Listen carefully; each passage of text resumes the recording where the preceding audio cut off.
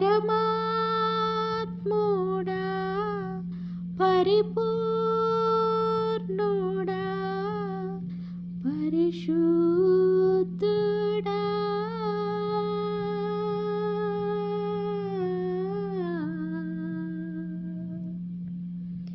హల్లెలూయా హల్లెలూయా ఆరాధన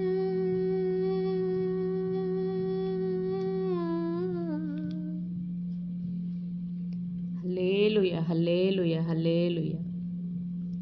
మనందరికీ తండ్రియు మన రక్షకుడును మన ప్రియ ప్రభువు శ్రీ యేసుక్రీస్తు శుభనామంలో మరి మీ అందరికీ కూడా ఉదయకాలము ప్రత్యేకమైన వందనాలు తెలియజేసుకుంటున్నానండి.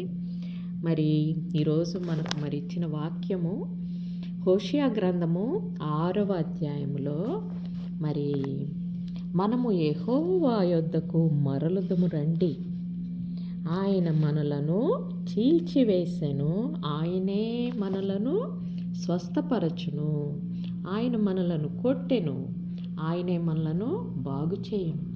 2 దినములైన తర్వాత ఆయన మనలను బ్రతికించును, మనము ఆయన సముఖమందు బ్రతుకున్నట్లు 3వ దినమున ఆయన మనలను స్థిరపరచును. యెహోవాను గూర్చిన జ్ఞానము సంపాదించుకొందము రండి, యెహోవాను గూర్చిన జ్ఞానము సంపాదించుకొనుటకు ఆయనను అనుసరించుదము రండి.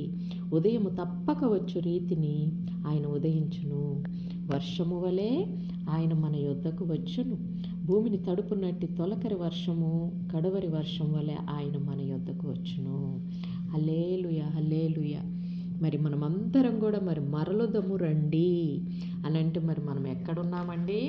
మరి దేవుణ్ణి మరి ఆయన సత్యమును విడిచిపెట్టి ఉన్నాము అనేది మనకు మరి స్పష్టంగా తెలుస్తుంది, అవునా?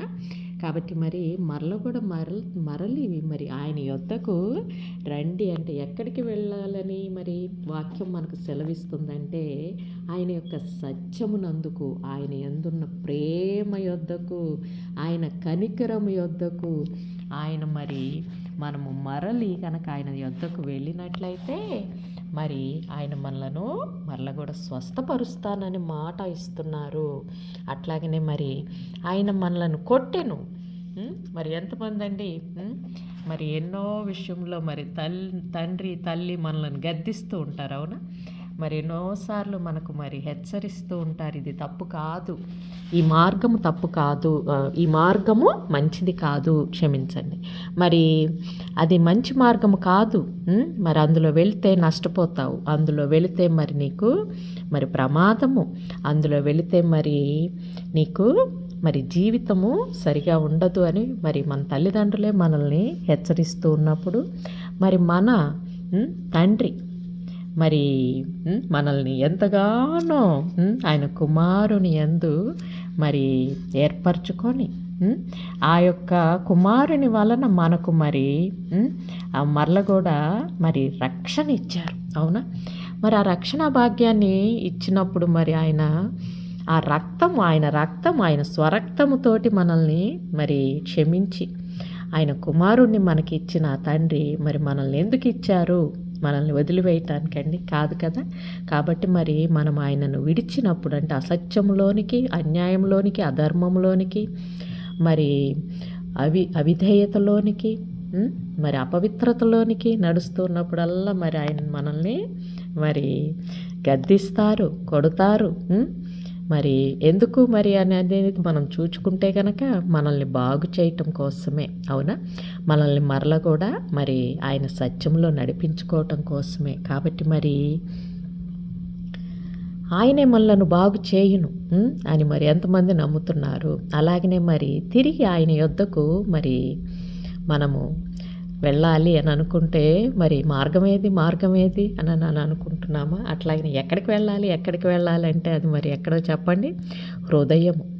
ఆ హృదయంలో మనం మరి పశ్చాత్తాపంతో మేము మరలా తిరిగి వస్తున్నాం దేవా అని అనుకొని మరి అట్లాగనే మరి ఆయన యొద్దకు మరలితే కనుక అంటే మరి సమర్పించుకొని పశ్చాత్తాపంతో మరి మన పాపములను ఒప్పుకొని మన యొక్క ప్రతిక్రియను కూడా మరల కూడా సమర్పిస్తాము, నీ యొద్దకు వస్తున్నాము అని మరి హృదయంలో మరి భావించిన ఎడల ఆయన మరల మనలను బ్రతికించును. కాబట్టి ఆయన సముఖమునందు బ్రతుకున్నట్లు మూడవ దినమున ఆయన మనలను స్థిరపరచునంట. కాబట్టి మరి మనమందరం కూడా మరి ఆయన యొద్దకు వెళదాము, తిరిగి వెళదాము. మనతో పాటు ఉన్న ప్రతి ఆలోచనను కూడా మనం తీసుకొని వెళ్ళొచ్చు.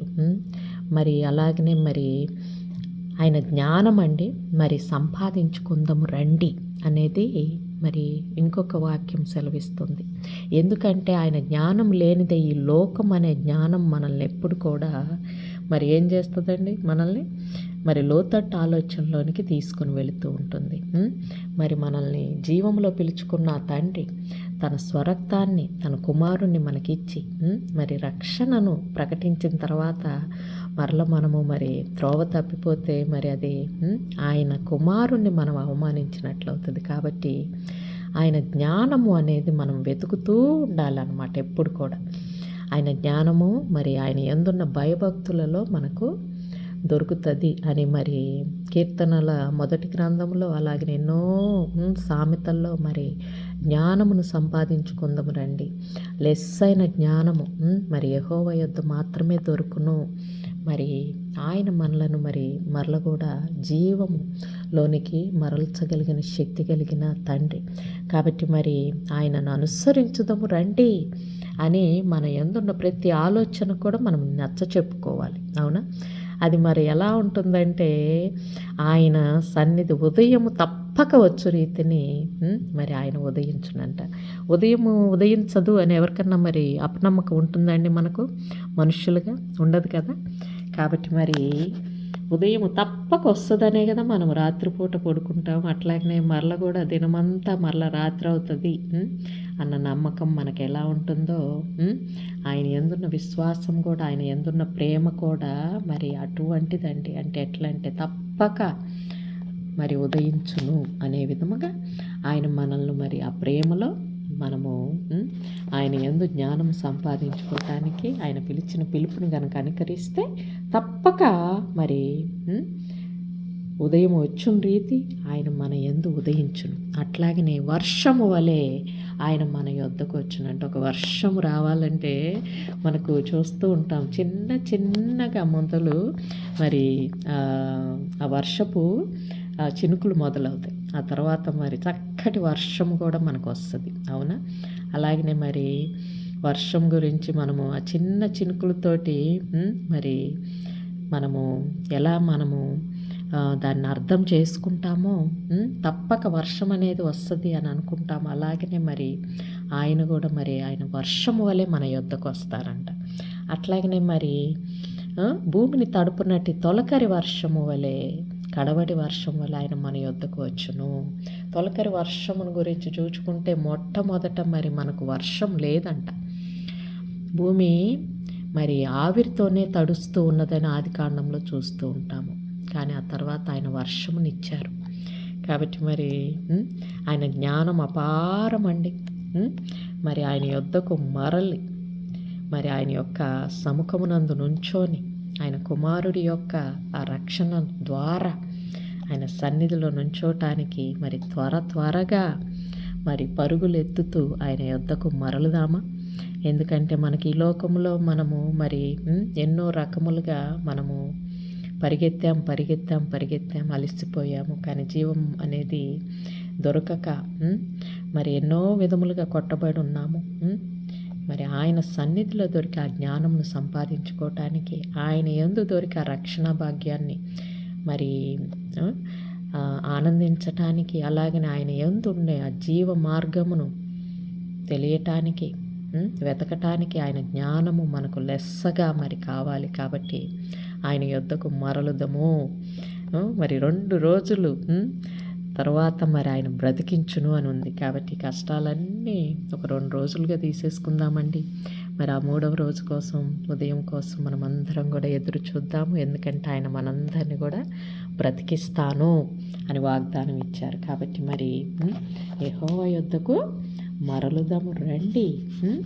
మరి ఆయన మనలను బహుగా ప్రేమించిన తండ్రి, ఆయన సొంత కుమారుడు, ఆయన కుమారుడు, ఆయన ఆయన ప్రాణాతి ప్రాణముగా ప్రేమించిన ఆ క్రీస్తుని మనకిచ్చారు. కాబట్టి మనల్ని ఇంకా కూడా అధికముగా ప్రేమించిన తండ్రి ఆయన యొక్క రక్షణను మరి వదలకుండా, ఆయనను మరి తిరస్కరించకుండా, ఆయనను మరి మిక్కిలిగా ప్రేమించుతూ ఆయనను అనుసరించుదాము అని మరి ప్రియమార మరి వాక్యం ద్వారా సెలవిస్తూ, అలాగనే మరి మరలా ఇచ్చే కృపా సమయంలో మీ ముందుకు వస్తానని మరి ప్రేమతో సెలవు తీసుకొనొచ్చు మీ రజిత.